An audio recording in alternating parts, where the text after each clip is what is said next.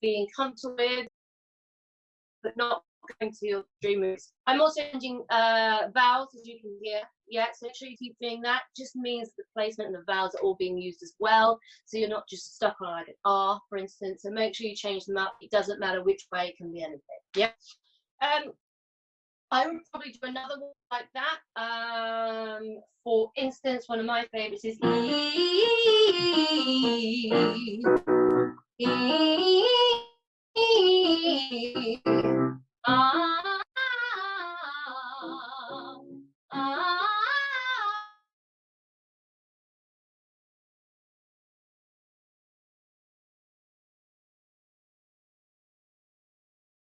up and then catch down again. Yeah, so never keep sort of going up to the top and then stopping. I always like to come back down at the end of those exercises. So you go all the way up and then you come all the way down. Yeah. Next, I would, especially if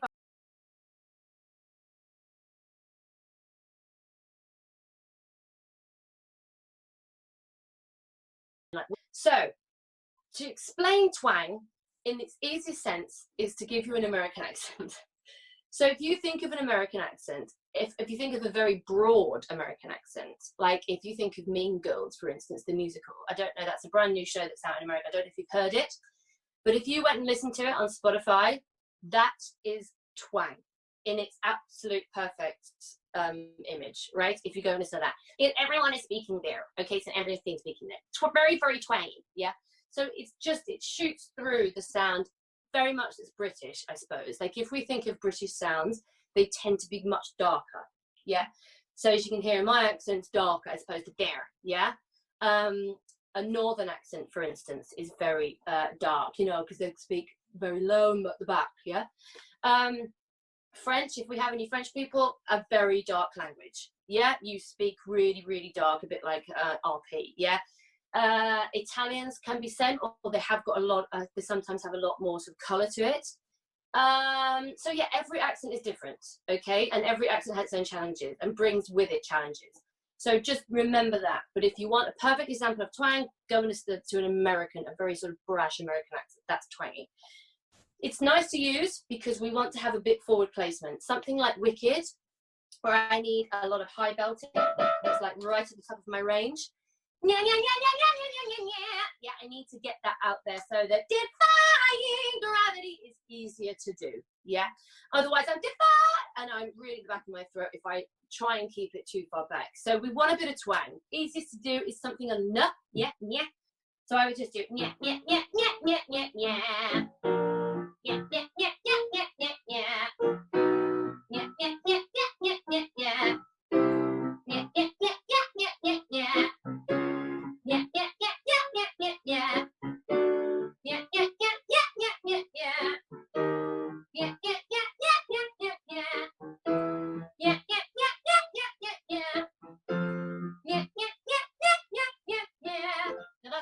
Top note in Wicked that I would have had to have done. I would even go above that. It's something that I have always done. It's not necessarily, it's not the way that a lot of people do it, but if I have a top note in a show, I want to be able to top that top note so that when I come to sing that top note, it doesn't feel like it's the very, very top of my range, even though it is, you know. But I always try, you must always try and hit those top notes, and if you can, go one above it, yeah. Great, so then we've done a lot of work up there, okay? We've done a lot of twang. I would do another twang exercise. I would try and get my belt nice and high, and then I would bring my voice back down. Sounds odd to do it in the middle of a warm-up, but when you've done a lot of yeah, and you've brought your voice quite high, it's nice to re-relax it, okay? So what I'm going to do now is an exercise. We're just coming down on a 5-note scale. Yeah, and we're going to darken it to sort of like an or. Think A-W. Oh, yeah. Now on top of that, and something that's really useful for me is sticking my tongue out. Now this sounds ridiculous, but it's tongue release, okay? It's a really, really useful thing to get to grips with. Your tongue can get quite tense if you're doing belting, high soprano. It tends to work really hard, the root of your tongue. Now you want to release that, okay? Because it can get so tight that it stops sort of working for you. That's in extreme cases, but it's really nice, and you'll find it if you can find this stretch that you can do with the tongue. It's great, yeah. I'm going to look really silly now. and I'm fully prepared for it. But as you come down,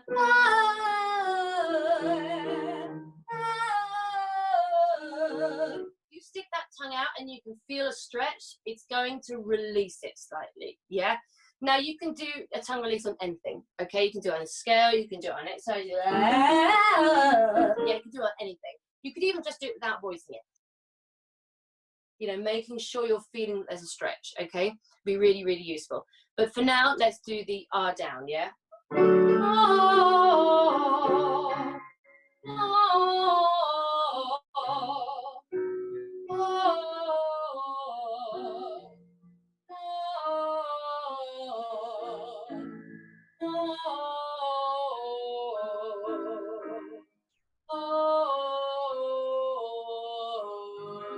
Go to a nice bottom note, yeah? Again, obviously everyone's range is going to be different on this, so just find your sort of lowest note you're comfortable with and sit there, okay? Then I would do some diction exercises. There's a variety of those around. One of my favorites is tips, the teeth, the tongue, and the lips. It's a really good one. And whenever you've got a diction exercise, my advice to you is to overdo the diction, so that you're really going full out with it. The tips, the teeth, the tongue, and the lips. The tips, yeah, if you go like that, then you'll find it actually helps you open up and use a lot more of your face. This just goes up in a scale. The tips, the teeth, the tongue, and the lips. The tips, the teeth, the tongue, and the lips. The tips, the teeth, the tongue, and the lips. The tips, the teeth, the tongue, and the lips. The tips, the teeth, the tongue, and the lips. The tips, the teeth, the tongue, and the lips. The tips, the teeth, the tongue, and the lips. The tips, the teeth, the tongue, and the lips. And then away back down, you want to do the lips, the teeth, the tip of the tongue. The lips, the teeth, the tip of the tongue, the lips, the teeth, the tip of the tongue, the lips, the teeth, the tip of the tongue, the lips, the teeth, the tip of the tongue, the lips, the teeth, the tip of the tongue, the lips, the teeth, the tip of the tongue, the lips, the teeth, the tip of the tongue, the lips, the teeth, the tip of the tongue. Yeah, there's so many of those, okay? I would do a number of different things, just opening up those, yeah, making sure that your mouth's moving, your teeth are involved, your lips, yeah, your tongue, everything's working really, really well. And then I would just end with something that's quite glorious, right? So you just do this. You've probably heard something, a variety of this. Doesn't really matter as long as it's sort of a range thing, yeah?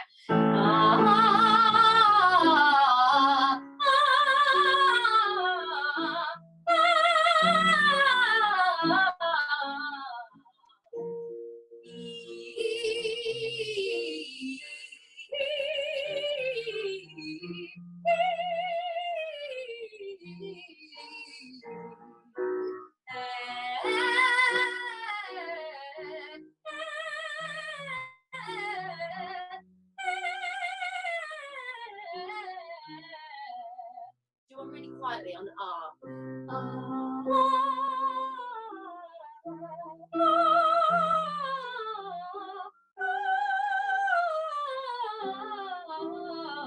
Short on an E.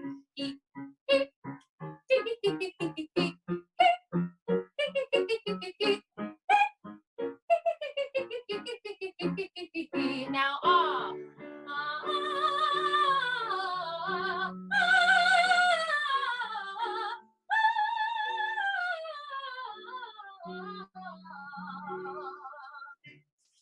Now that's obviously quite an extended one, but that is the options that I would give you, yeah? Making sure you're working through all aspects of your voice, yeah? So at the end now I start with a bit of soprano, and I did that for a reason, because the first line I'm going to sing to you has a little bit of that going on.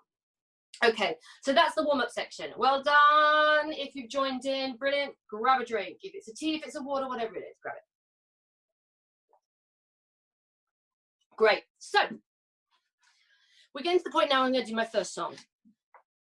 So the two songs I picked today are really, really different in terms of vocal style and vocal range.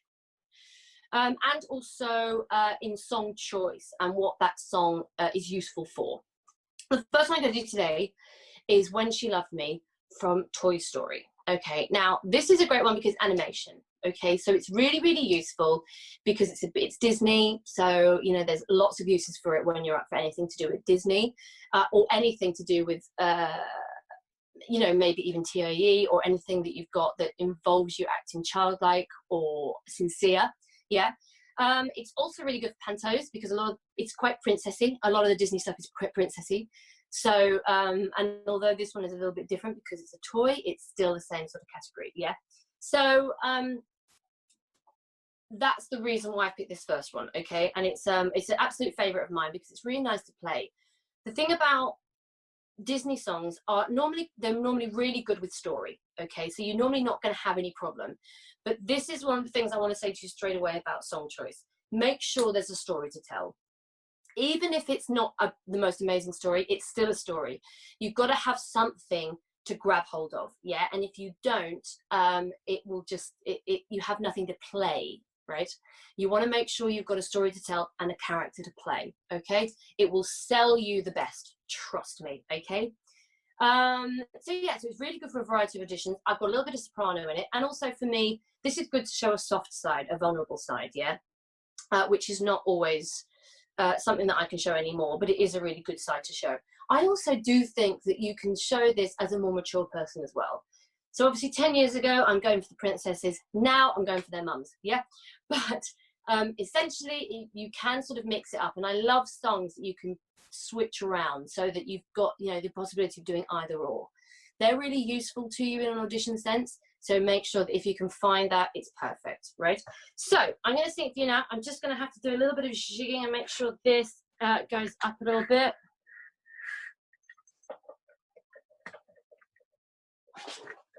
Marvellous. Great, so I'm going to sing this song for you now.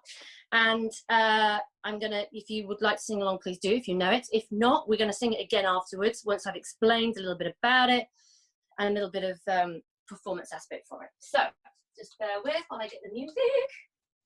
I pre-recorded it onto my piano, so that's why I'm doing that.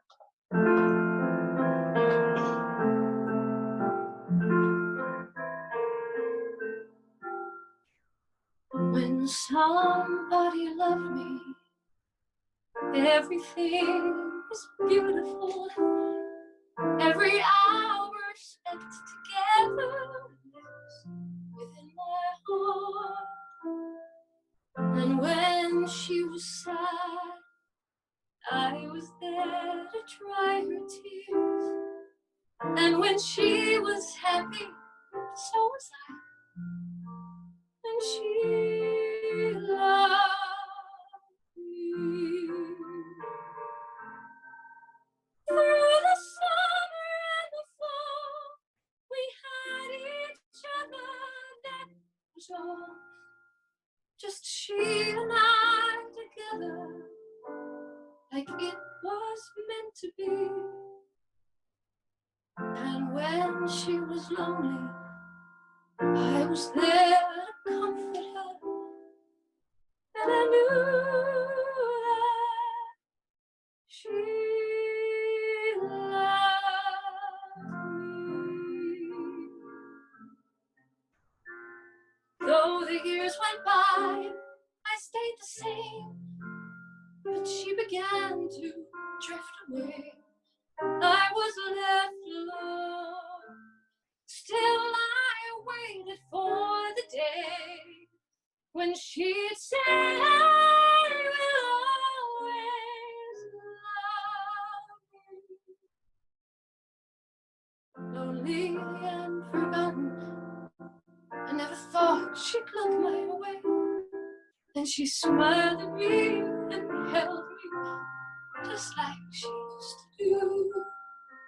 Like she loved me when she loved me. When somebody loved me, everything was beautiful. Every hour spent together lives within my heart. When she loved me.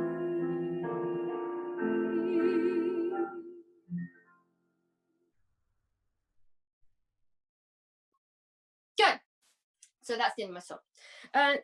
A number of things about that. I hope you enjoyed it. I hope you got what I was trying to do. So it's a lovely song because it's got a bit of a story to it. As you can see, it's got it's got the opening, it's got some nice notes, and it also goes through that bridgy bit. So the years went by, you know, all of that. So it's a really nice little journey in a song. It's also like a really nice length, yeah. It's not too long. The story